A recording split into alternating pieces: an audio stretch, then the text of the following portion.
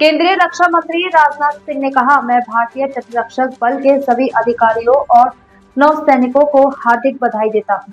समय, मौसम या परिस्थितियों की परवाह किए बिना जिस तरह से आप हमारे तटों की रक्षा के लिए समर्पित रहते हैं, वह वास्तव में सराहनीय है। मैं आप सभी को आपके साहस और समर्पण के लिए बधाई देता हूं। सबसे पहले मैं इंडियन कोस्ट गार्ड के सभी ऑफिसर्स और सेलर्स को हृदय से बधाई देता हूं।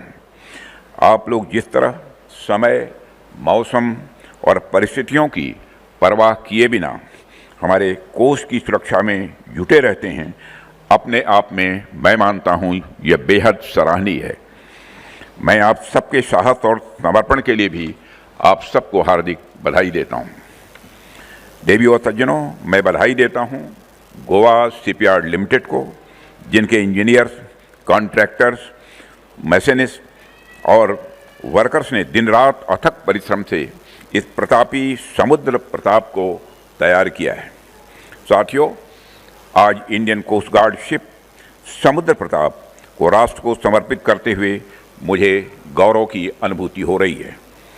इस शिप की कमीशनिंग आने वाले वर्षों में हमारे समुद्री क्षमता को निश्चित रूप से ऊंचाई देगी, ऐसा मेरा विश्वास है।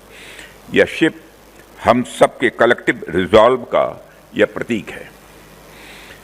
आप इसका नाम देखिए, समुद्र प्रताप का नाम ही अपने आप में बहुत कुछ कहता है।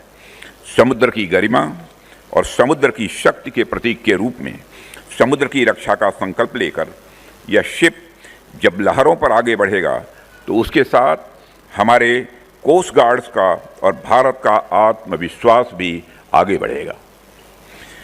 मुझे बताया गया है कि समुद्र प्रताप को विशेष रूप से पॉल्यूशन कंट्रोल के लिए डिजाइन किया गया है, लेकिन इसकी भूमिका मैं मानता हूं यहीं तक सीमित नहीं है। यह सर्च एंड रेस्क्यू ऑपरेशंस में भी उतना ही सक्षम है, कोस्टल पेट्रोल में भी उतना ही प्रभावी है और मैरीटाइम सेफ्टी को मजबूत करने में भी उतना ही यह महत्वपूर्ण है।